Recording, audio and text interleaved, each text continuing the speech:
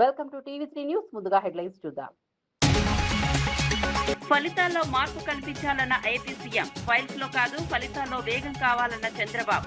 Field విజిట్లు తప్పనిసరి అన్న CM ఆదేశాలు. ప్రజలకు మార్పు కనిపించేలా పనిచేయాలన్న చంద్రబాబు.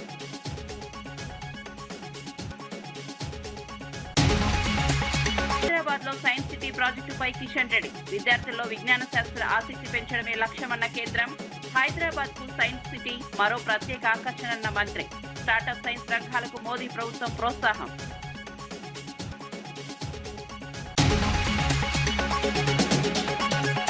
రైతుల మధ్యకు వచ్చే సమస్యలు తెలుసుకోండన్న హరీష్. ఏసీ గదుల్లో కాదు రైతుల మధ్యకు రావాలన్న హరీష్. వడ్ల కొనుగోళ్లలో ప్రభుత్వం వైఫల్యమైందని వెల్లడి. రైతు సమస్యలపై కాంగ్రెస్ కు చిత్తశుద్ధి లేదని వ్యాఖ్య. జై శ్రీరామ్ వ్యాఖ్యలపై రాజాసింగ్ ఘాట్ కౌంటర్. కొండా సురేఖ ఏ విషయానికి మంత్రి అన్న రాజాసింగ్. హిందూ భావోద్వేగాలను దెబ్బతీయొద్దన్న రాజాసింగ్. జై శ్రీరామ్ కాంగ్రెస్ కు రాజాసింగ్ ప్రశ్నలు.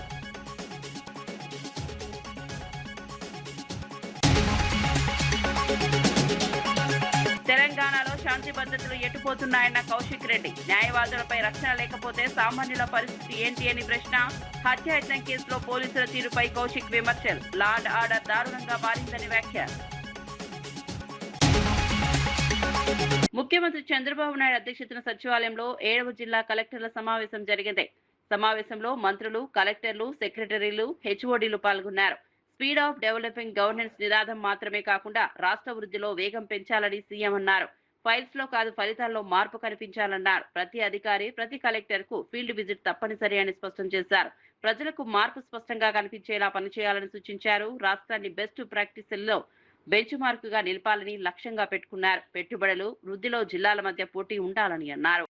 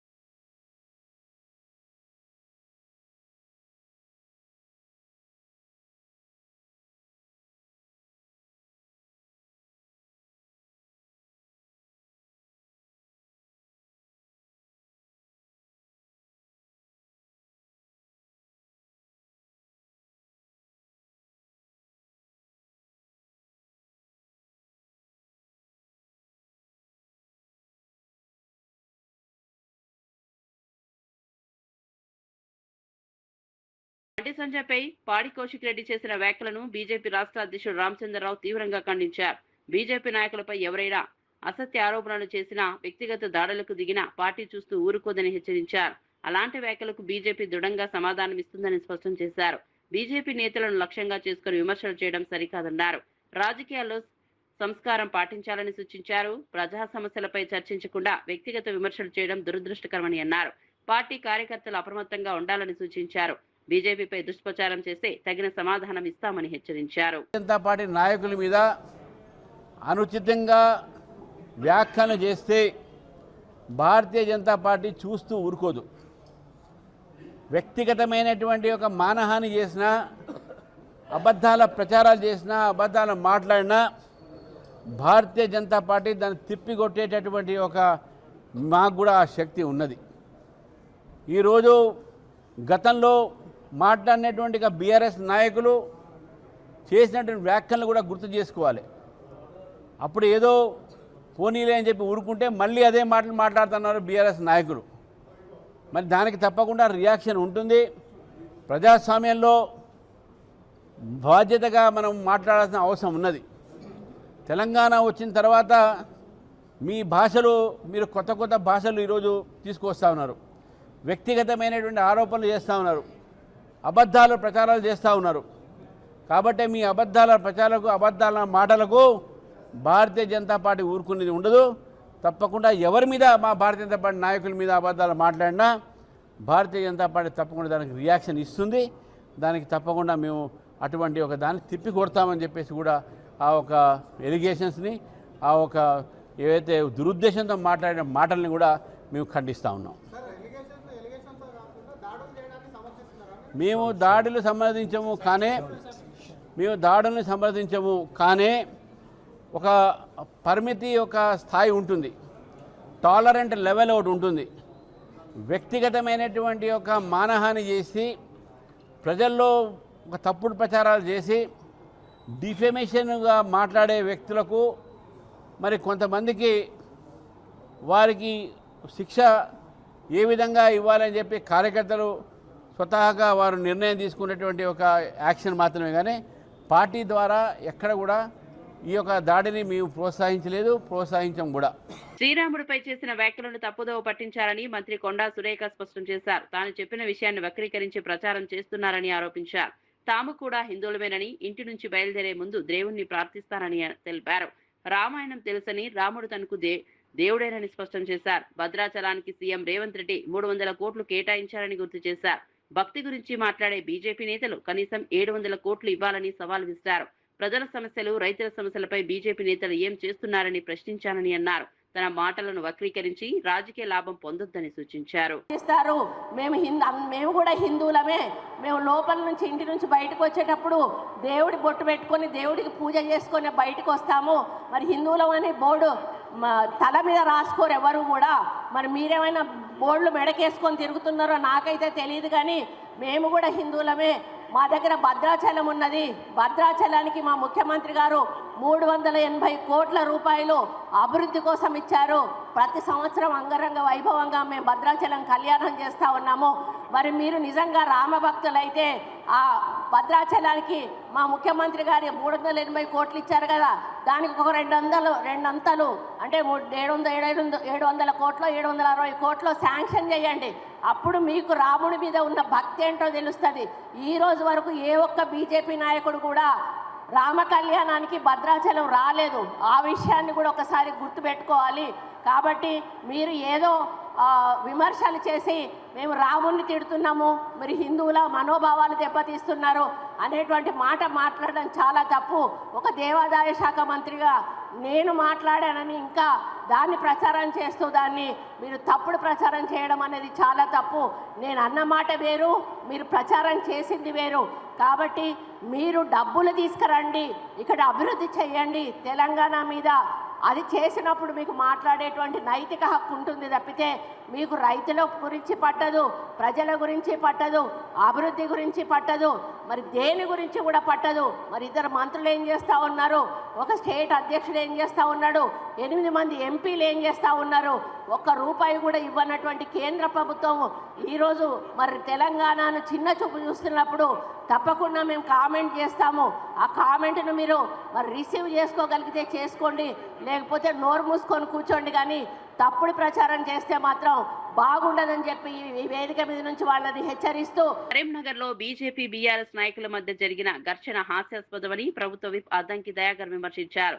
తెలంగాణలో దాడుల సంస్కృతి మంచిది కాదని అన్నారు. ఇలాంటి దాడులను ప్రభుత్వం చూస్తూ ఊరుకోదని హెచ్చరించారు.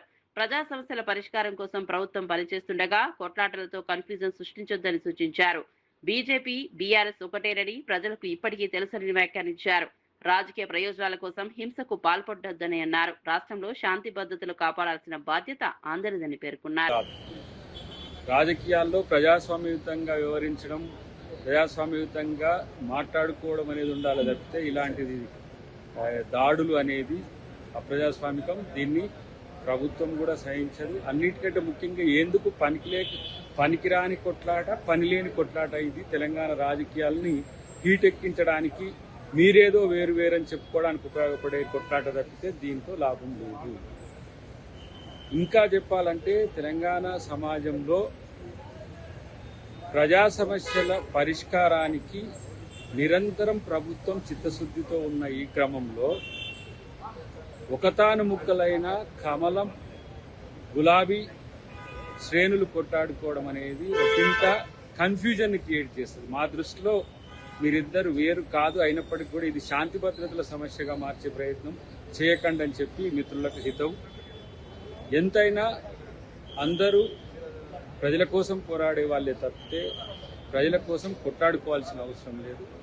ప్రజాకోణం ఎప్పుడు కూడా శాంతియుత పరిష్కారం ఉండాలి తప్పితే ఇలాంటి భౌతిక దాడులని మంచిది కావద్దని చెప్పి ఇద్దరికి బీజేపీ మిత్రులకు బీఆర్ఎస్ మిత్రులకు తెలియజేస్తున్నారు. డ్రగ్స్ నియంత్రణను ప్రభుత్వం అత్యంత ప్రాధాన్యాంశంగా తీసుకుందని డీజీపీ సివి ఆనంద్ తెలిపారు. డ్రగ్స్ నివారణ కోసం ఈగల్ ఫోర్స్ ప్రత్యేకంగా పనిచేస్తోందన్నారు. తెలంగాణకు చెందిన ఈగల్ ఫోర్స్ ఇతర రాష్ట్రాలు, విదేశాల్లో కూడా ఆపరేషన్లు నిర్వహించి అనేక లింకులను ఛేదించిందని పేర్కొన్నారు. డ్రగ్స్ సరఫరా నెట్వర్క్ ను పూర్తిగా కట్టడి చేయడమే లక్ష్యమని తెలిపారు. జిల్లాల పోలీస్ యంత్రాంగం కూడా డ్రగ్స్ నియంత్రణపై ప్రత్యేక దృష్టి పెట్టాలని ఆదేశించారు. యువతను మత్తు పదార్థాల నుంచి దూరంగా ఉంచాల్సిన అవసరం ఉందన్నారు. రాష్ట్రంలో డ్రగ్స్ మాఫియాపై కఠిన చర్యలు తీసుకుంటామని హెచ్చరించారు. మేమైతే కేస్ డైరీస్, సీజర్ రిపోర్ట్స్, పంచనామాస్ ఏవైతే రాస్తామో అవన్నీ కూడా అతి జాగ్రత్తగా చేసే అవసరం ఉంటుంది. ఏ చిన్న తప్పైనా కేసు కొట్టేసే ప్రమాదం ఉంటుంది. అది కాకుండా తర్వాత ఈ డ్రగ్ ఒఫెండర్స్ ఏవైతే ఉన్నారో సప్లయర్స్, వారి ఆస్తుల్ని సీజ్ చేయడం, వారి వాహనాల్ని, రిసోర్సెస్ని సీజ్ చేయడం అనేది అది కూడా చాలా సుదీర్ఘమైన ప్రాసెస్ ఉంది అది. సో ఇదంతా కూడా చేయడానికి ఈ సివిల్ ఆఫీసర్స్ అవసరం అవుతాయి కనుక వాళ్ళ సంఖ్య కొద్దిగా పెంచుతూ ఏఆర్ ఇతర డిపార్ట్మెంట్ ఆఫీసర్స్ వారికి సపోర్ట్గా ఉండేటట్టు ఈ ఆపరేషన్స్లో వారికి తెలియజేశారు. కేవలము ఈగిల్ ఫోర్స్ ద్వారా ఈ యాంటీ నార్కోటిక్స్ డ్రైవ్ మన రాష్ట్రంలో చేస్తే సరిపోదు. ఎస్పీస్, కమిషనర్ ఆఫ్ పోలీస్ ఏవైతే ఉన్నారో ఇప్పటి నుండి తప్పకుండా వారి చెయ్యి వారు దీనికి అందించాలి. వారు చేస్తే కానీ ఈ మొత్తం మన ఫలితం అనేది రాదు. అదే కాకుండా ఈగిల్ ఫోర్స్ కూడా జిల్లాలో వాళ్ళకు సెల్స్ ఉన్నాయి. ఈగిల్ రీజనల్ సెల్స్ ఒక 7-8 సెల్స్ ఉన్నాయి. అవి కూడా పూర్తి స్థాయిలో పనిచేసే విధంగా ఒక 5-6 పోలీస్ స్టేషన్లు ఉన్నాయి.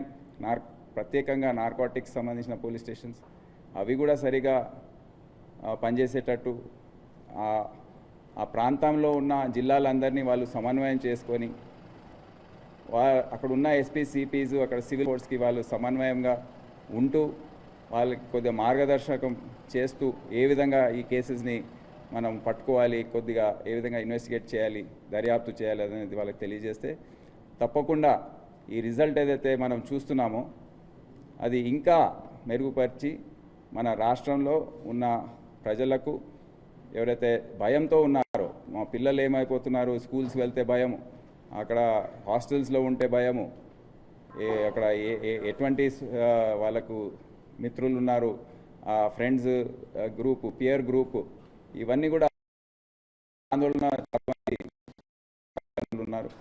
వాళ్ళందరికీ కొద్దిగా కంఫర్టు లేకపోతే కొద్దిగా భయం తగ్గియాలంటే పోలీస్ ఫోర్స్ ఏదైతే ఉందో తెలంగాణ రాష్ట్రానికి చెందిన అన్ని శాఖలకు చెందిన పోలీస్ అధికారులు ఎవరైతే ఉన్నారో, సిబ్బంది ఉన్నారో వారందరూ కూడా ఈ డ్రైవ్లో పాల్గొని మూకుమ్మడిగా దీనిపైన దాడి చేస్తే కానీ ఇది జిల్లా స్థాయిలో కూడా మనం కంట్రోల్ చేసే ప్రసక్తి కొద్దిగా తక్కువగా ఉంటుంది. తెలంగాణలో లా అండ్ ఆర్డర్ పరిస్థితి దారుణంగా మారుతోందని ఎమ్మెల్యే పాడి కౌశిక్ రెడ్డి విమర్శించారు. అలుగునూరులో చౌరస్తాలో యూపీ నెంబర్ ప్లేట్ ఉన్న ఫార్చునర్ కారులో వచ్చిన వ్యక్తులు హైకోర్టు న్యాయవాదిపై హత్యాయత్నం చేశారని ఆరోపించారు. ఆయుధాలతో బెదిరించారని న్యాయవాది ఫిర్యాదు చేయగా పోలీసులు వెపన్స్ అనే పదం లేకుండా పిటిషన్ ఇవ్వాలని ఒత్తిడి తెచ్చారని తెలిపారు. దీంతో పోలీసులే బెదిరిస్తున్నారని న్యాయవాది హైకోర్టును ఆశ్రయించినట్లు పేర్కొన్నారు.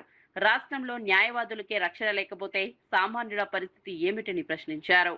సాయంత్రము 6 నుంచి 7 గంటల మధ్యలో అలుగునూరు చౌరస్తాలో 4 దుండగులు యూపీ బండిలో వచ్చి వెపన్లు పెట్టి ఆ న్యాయవాదిని హత్య చేసే ప్రయత్నం చేసిండ్రు. అలుగునూరు చౌరస్తాలో ఏమి నడుస్తుంది, ఏంది ఇది అసలు? ఇది 5th రోజు. ఇగోండి ఈ బండి నంబర్ కూడా ఇచ్చినాము. ఈ బండి నంబర్లో మీకు చెప్పిన ఈ బండి నంబర్ యూపీది అనేది ఇది పోలీస్ యాప్లోనే. ఆ రోజు ఈ హైకోర్టు న్యాయవాది ఖాళీద్ అనే హైకోర్టు న్యాయవాది ఈయన పోయి పిటిషన్ ఇస్తే ఈ బండి నంబర్ డీటెయిల్స్ తీసుకొని తీస్తే యూపీకి సంబంధించిన బండి ఎటు పోతుంది లా అండ్ ఆర్డర్ అని మేము అడుగుతా ఉన్నాము. ఇగోండి ఇదే రిసీవ్డ్ కాపీ, ఇదే ఆ రోజు పోలీస్ స్టేషన్లో ఇచ్చిన రిసీవ్డ్ కాపీ.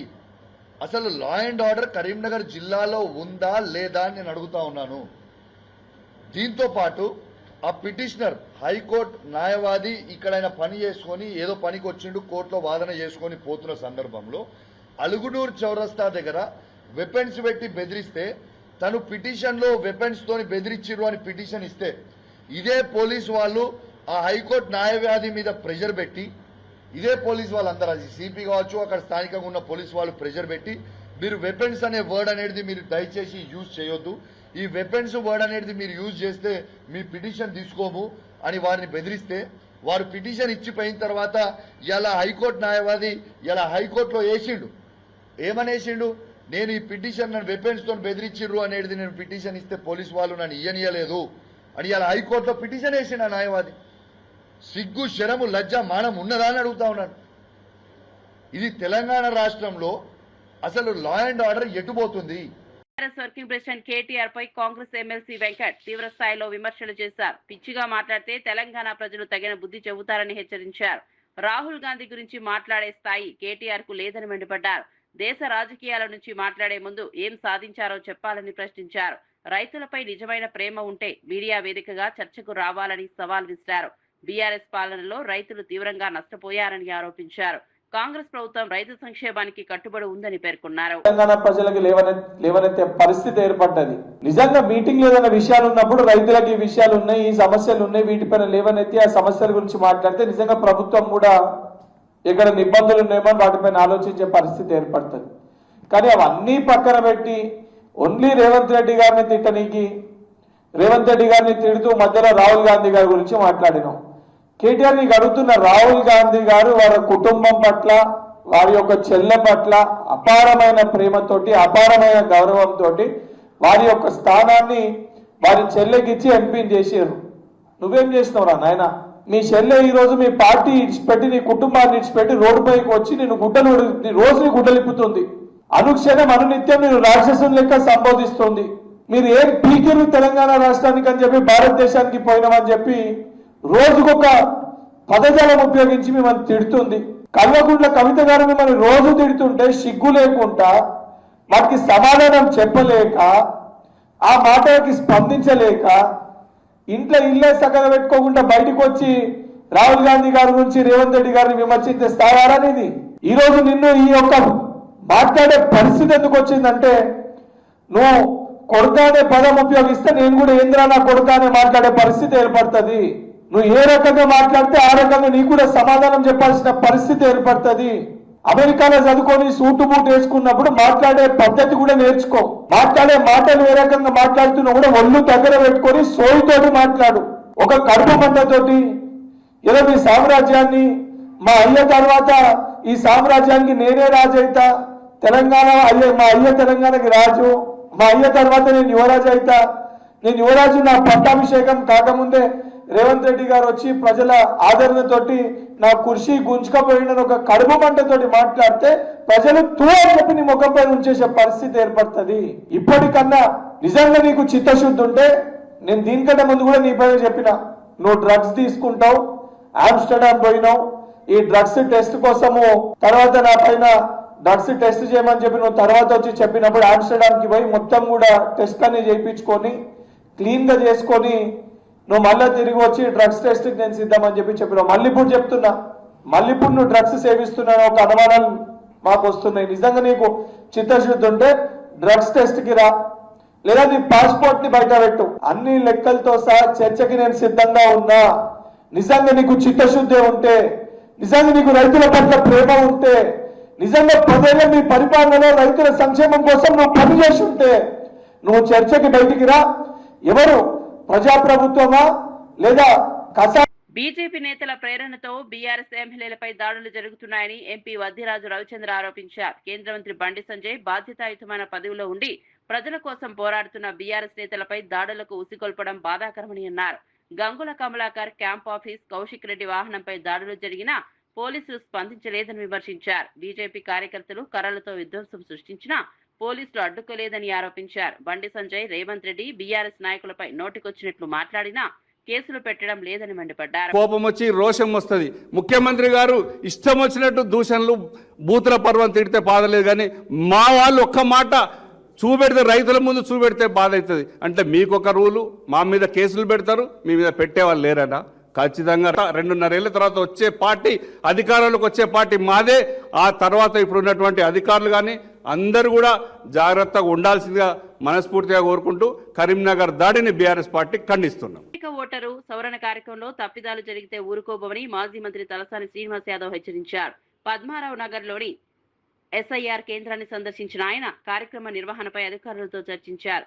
ఓటర్ మ్యాపింగ్ విధానం, సిబ్బంది పనితీరుపై వివరాలు తెలుసుకున్నారు. సాంకేతిక పరిజ్ఞానం ఉన్న సిబ్బందిని నియమించాలని ఎన్నికల కమిషన్ను కోరనున్నట్లు తెలిపారు. ఓటు రాజ్యాంగం కల్పించిన హక్కు అని ప్రజలు జాగ్రత్తగా ఉండాలని సూచించారు. మరణించిన వారి పేర్లు తొలగించేందుకు డెత్ సర్టిఫికెట్ అడగడం సరికాదన్నారు. ఓటు షిఫ్టింగ్ లో ఇంటి యజమాని వివరాలు అడగడం తప్పని అన్నారు. ప్రజలు తప్పనిసరిగా ఈ కార్యక్రమంలో పాల్గొనాలని పిలుపునిచ్చారు.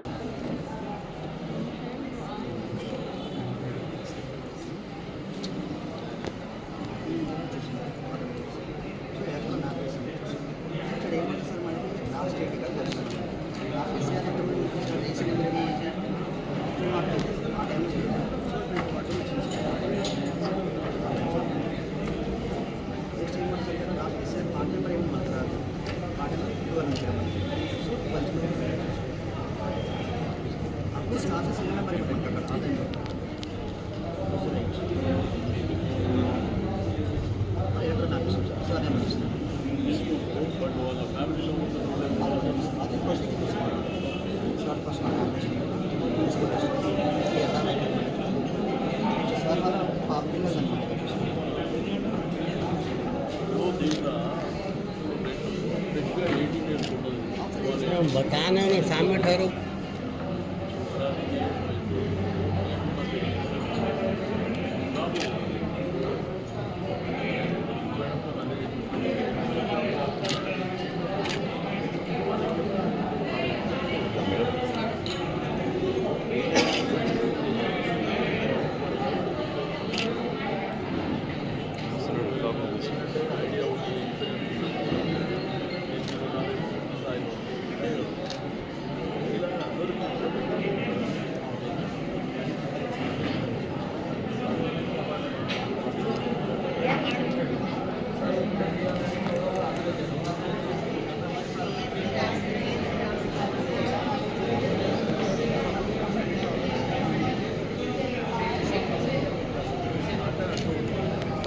తెలంగాణ రాష్ట్ర సమితి అధ్యక్షులు కల్వకుంట్ల కవిత భూసేకరణ అంశంపై ప్రభుత్వం బీఆర్ఎస్ పై తీవ్ర స్థాయిలో విమర్శలు చేశారు. ఫార్మాసిటీ కోసం సేకరించిన భూములను వెంటనే రైతులకు తిరిగి ఇవ్వాలని డిమాండ్ చేశారు. సీఎం రేవంత్ రెడ్డి ప్రతిపాదించిన ఫ్యూచర్ సిటీ పేరుతో జరుగుతున్న భూసేకరణను వ్యతిరేకించారు. కాంగ్రెస్ బీఆర్ఎస్ పార్టీలు భూములు, వడ్ల కొనుగోళ్ల విషయంలో ప్రజలను తప్పుదోవ పట్టించాయని ఆరోపించారు. రైతుల హక్కులను కాపాడాల్సిన బాధ్యత ప్రభుత్వంపై ఉందన్నారు. భూముల కోసం రైతులను ఇబ్బందులకు గురి చేయొద్దని సూచించారు. ప్రజా ప్రయోజనాల పేరుతో భూసేకరణ సరికాదని అన్నారు. बहुत सारे सिविल सोसाइटी के लीडर्स हैं, हर तरीके का तेलंगाना का पॉलिटिकल पार्टी यहाँ पे मौजूद है. हम सब हमारे किसान भाइयों के साथ खड़े हैं और जो ये फ्यूचर सिटी के नाम से किसानों का जमीन छीना जा रहा है, इसके हम विरोध में हैं और इसको बहुत ही बड़े तरीके से हम विरोध करेंगे. हम डिमांड करते हैं कांग्रेस सरकार से, आप फार्मर्स को छोड़ दीजिए. जो इनका पट्टा लैंड है, इसमें वो अपने आप से खुद अच्छा पैसा कमा रहे हैं. आप इनकी मदद कीजिए, ज़्यादा इनको इरिगेशन फैसिलिटी दीजिए, ज़्यादा फ्री पावर दीजिए, ज़्यादा डेयरी फार्मर्स को एंकरेज कीजिए, वेजिटेबल फार्मर्स को एंकरेज कीजिए. इसके अलावा आप इनके ज़मीन छीनने का कोशिश कर रहे हो, हम हरगिज़ ये होने नहीं देंगे. हम किसान के साथ खड़े हैं. Thank you. जय तेलंगाना. देखिए, अनफॉर्चुनेटली जो तेलंगाना के फार्मर का जो प्रोड्यूस है, जो भी उनका या तो खाद है, ये सरकार को खरीदना चाहिए था.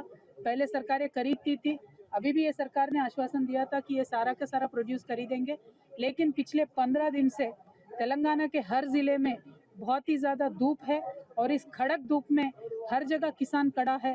7 किसानों का अनफॉर्चुनेटली वही परचेज सेंटर में उनका डेथ हुआ है। हम इसका विरोध कर रहे हैं, लेकिन ये सरकार बहुत ही बेरहम है। बिल्कुल आज तक खरीदारी में जो कुछ भी क्लैरिटी नहीं दे रही है। हम ये भी सरकार से डिमांड करते हैं, आप किसान के साथ खड़े हो जाइए और इनका जो भी प्रोड्यूस है वो पूरा का पूरा आखिरी दाने तक इसको खरीदिए। Thank you.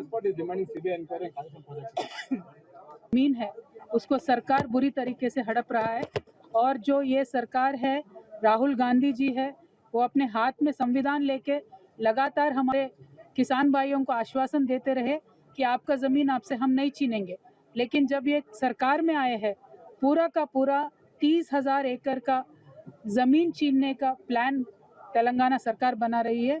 और यहाँ आज बहुत सारे फार्मर्स हैं, बहुत सारे सिविल सोसाइटी के लीडर्स हैं, हर तरीके का तेलंगाना का पॉलिटिकल पार्टी यहाँ पे मौजूद है। हम सब हमारे किसान भाइयों హైదరాబాద్ లో విజ్ఞాన శాస్త్రంపై ఆసక్తిని పెంచేందుకు కేంద్ర ప్రభుత్వం కృషి చేస్తోందని కేంద్ర మంత్రి కిషన్ రెడ్డి తెలిపారు. హైదరాబాద్ వంటి నగరానికి సైన్స్ సిటీ ప్రాజెక్ట్ ఎంతో ఉపయోగపడుతుందని అన్నారు. ప్రధాని మోదీ ప్రభుత్వం స్టార్టప్లు, సైన్స్ అండ్ టెక్నాలజీ రంగాలను ప్రోత్సహిస్తోందని పేర్కొన్నారు. ఈ క్రమంలో హైదరాబాద్ లో సైన్స్ సిటీ ప్రాజెక్టును ప్రారంభించినట్లు తెలిపారు. ప్రాజెక్టు పనులను త్వరగా పూర్తి చేయాలని అధికారులకు ఆదేశాలు ఇచ్చారు. యువతలో సృజనాత్మకత పెంపొందించడమే లక్ష్యమని పేర్కొన్నారు. విజ్ఞాన శాస్త్ర రంగంలో భారత్ ను ముందంజలో నిలపాలని కేంద్రం ప్రయత్నిస్తోందన్నారు. స్టార్టప్స్ పెద్ద ఎత్తున ఎంకరేజ్ చేస్తా ఉన్నాం. బిజినెస్ మాడ్యూల్ నుంచి మొదలు పెడితే స్పేస్ టెక్నాలజీ వరకు కూడా ఈరోజు భారత ప్రభుత్వము మరి ఏ రకంగా స్టార్టప్స్ని ఎంకరేజ్ చేస్తున్నారో, యువతను ఎంకరేజ్ చేస్తున్నారో మనం చూస్తా ఉన్నాం.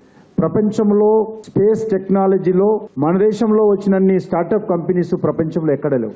ప్రపంచంలో అతిపెద్ద జనాభా కలిగినటువంటి మనలాంటి పెద్ద దేశానికి తిండి గింజలు సరఫరా చేసేటువంటి స్థితిలో ఏ దేశం లేదు. కాబట్టి మన దేశ ప్రజలకు కావలసినటువంటి తిండి గింజలు ఉత్పత్తి చేసుకోవడం కోసం ఈరోజు వ్యవసాయ రంగంలో కూడా మరి అత్యంత మార్పులు తీసుకొస్తా ఉన్నారు. అందులో భాగంగానే ఈ సైన్స్ సిటీ మన హైదరాబాద్లో మరి శ్రీకారం చుట్టుకున్నాం. పిఠాపురం మాజీ ఎమ్మెల్యే ఎన్వీఎస్ఎన్ వర్మకు టీడీపీ అధిష్టానం షాక్ ఇచ్చింది. నియోజకవర్గ టీడీపీ ఇన్ఛార్జ్ బాధితుల నుంచి ఆయన్ను తప్పించింది. చంద్రబాబు, పవన్ కళ్యాణ్ భేటీలో వర్మ తీరుపై చర్చ జరిగినట్లు సమాచారం. ఫ్లెక్సీల వివాదం, మాజీ ఎమ్మెల్యే పెండెం దొరబాబుతో జరిగిన తోపులాట ఘటనల నేపథ్యంలో ఈ నిర్ణయం తీసుకున్నట్లు తెలుస్తోంది. పిఠాపురం టీడీపీలో కొత్త కమిటీని నియమించనున్నట్లు పార్టీ వర్గాలు చెబుతున్నాయి. పార్టీ ఏ నిర్ణయం తీసుకున్నా కట్టుబడి ఉంటానని వర్మ తెలిపారు. కలిశాను, లోకేష్ గారితో డిస్కస్ చేశాం. ఏదైతే ఇక్కడ ఇబ్బందులు లేకుండా కూటమి ముందుకు వెళ్ళాలి కాబట్టి ఒక కమిటీని వేసి చేయమని చెప్పాను. నాకు కూడా కొంచెం టైం స్పెండ్ చేయడానికి కూడా కొంచెం ఇబ్బందిగానే ఉంది. చేయండి, నేను కూడా ఒక్కడిని కూడా చేయలేకపోతున్నానని చెప్పి చెప్పడం జరిగింది. దాని ప్రకారమే ఈరోజు ఆ ప్రకటన వచ్చింది. పార్టీ నాతో సంప్రదించిన తర్వాతే లోకేష్ గారు ఆ ప్రకటన వచ్చే ముందు కూడా నాకు పల్లా శ్రీని గారు, నారాయణ గారు ఫోన్ చేసి చెప్పారు. చెప్పిన దాని ప్రకారం జరిగింది. పార్టీ సమీకరణాల సమయంలో కొన్ని రకాలుగా ఆలోచన చేస్తుంటారు. ఆ ఆలోచనకి ఎప్పుడు కూడా అనుగుణంగా పిఠాపురం తెలుగుదేశం పార్టీ కేంద్ర పార్టీ అధ్యక్షుల ఆదేశాలు. వడ్ల కొనుగోలుపై మంత్రి ఉత్తమ్ కుమార్ రెడ్డి చేసిన వ్యాఖ్యలకు మాజీ మంత్రి హరీష్ రావు తీవ్రంగా స్పందించారు. రైతులకు ఎలాంటి ఇబ్బందులు లేవని, ఏసీ గదుల్లో కూర్చుని మాట్లాడొద్దని విమర్శించారు. తాను చౌటుప్పల్లో రైతుల మధ్య నిలబడి మాట్లాడుతున్నానని తెలిపారు. నెల రోజులైనా వడ్లు కొనడం లేదని రైతులే చెబుతారని పేర్కొన్నారు. మార్కెట్ యార్డులు, కొనుగోలు కేంద్రాలకు వచ్చి రైతుల సమస్యలు పరిష్కరించాలని ఉత్తమ్ కుమార్ రెడ్డికి సూచించారు. ప్రభుత్వం రైతులను ఇబ్బందులకు గురి చేస్తోందని ఆరోపించారు. పంట కొనుగోలులో జాప్యం రైతులను తీవ్రంగా నష్టపరుస్తోందన్నారు. రైతుల పట్ల కాంగ్రెస్ ప్రభుత్వానికి చిత్తశుద్ధి లేదని మండిపడ్డారు. రైతుల కష్టాలు తెలుసుకోవాలంటే క్షేత్రస్థాయికి రావాలని అన్నారు. బీఆర్ఎస్ రైతుల పక్షాన పోరాటం కొనసాగిస్తుందని స్పష్టం చేశారు. వడ్లు తెచ్చి 20 రోజులైంది. నిర్మల గారు మార్కెట్ కు వడ్లు తెచ్చి దాదాపు 24 రోజులు అయితా ఉంది. 24 రోజులైనా వడ్లు కొనే దిక్కు లేదు. 30 తారీఖు నాడు మాయిశ్చర్ చూసిండ్రు, ఇవాళకి కూడా కాంటా అయితలేదు. మాయిశ్చర్ పాస్ అయినాక కూడా 8 రోజులైనా కాంటా పెట్టే దిక్కు లేదు. అంటే రైతులు 20 రోజుల నుంచి 30 రోజులు మార్కెట్లో పడిగాపులు కాస్తా ఉన్నారు. 44 డిగ్రీల ఎండలో ఎండకు మాడిపోతా ఉన్నారు, పిట్టల్లాగా రాలిపోతా ఉన్నారు. నీ ప్రభుత్వం యొక్క చేతగాంతనం వల్ల ఇలా రైతులు చాలా కష్టాలు పడుతున్నటువంటి పరిస్థితి వచ్చింది. అంటే వడ్లమ్ముకోవడానికి నెల రోజులు పడిగాపులు కాస్తే తప్ప వడ్లమ్ముకునే పరిస్థితి లేదు. ముందు మీరు మాయిశ్చర్ చూడడానికి 10 రోజులు తీసుకుంటున్నారు, సంచులు ఇయ్యడానికి వారం రోజులు తీసుకుంటున్నారు, కాంటా పెట్టడానికి వారం రోజులు తీసుకుంటున్నారు. కాంటా పెట్టినాక మిల్లుల దించడానికి ఇంకో వారం రోజులు పడుతుంది. ఆ మిల్లు దగ్గరికి పోయిన తర్వాత కూడా మీకు తాలుందని చెప్పి మిల్లులు 8 సంచులు, 4 సంచులు, 5 సంచులు లారీకి కటింగ్ పెడుతున్నారు. ఈడ తరుగు తీస్తున్నారు, ఆడ మిల్లులలో కోత పెడుతున్నారు. అంటే ఏం జరుగుతా ఉంది? మీకు వడ్లు కొనడం చేతనైతలేదా? నేను అడుగుతా ఉన్నా ఉత్తమ్ కుమార్ రెడ్డి, నువ్వు హైదరాబాద్ లో కూర్చొని మాట్లాడు కాదు, రా గల్లీలకు రా, రైతులు వడ్లమ్మే కొనుగోలు కేంద్రాలకు రా, మార్కెట్ యార్డ్లకు వచ్చి రైతుల మధ్య రైతుల బాధలు విను, రైతుల కష్టాలు విను, సమస్యలు పరిష్కారం చేయి. మరిన్ని అప్డేట్స్ కోసం చూస్తున్నారు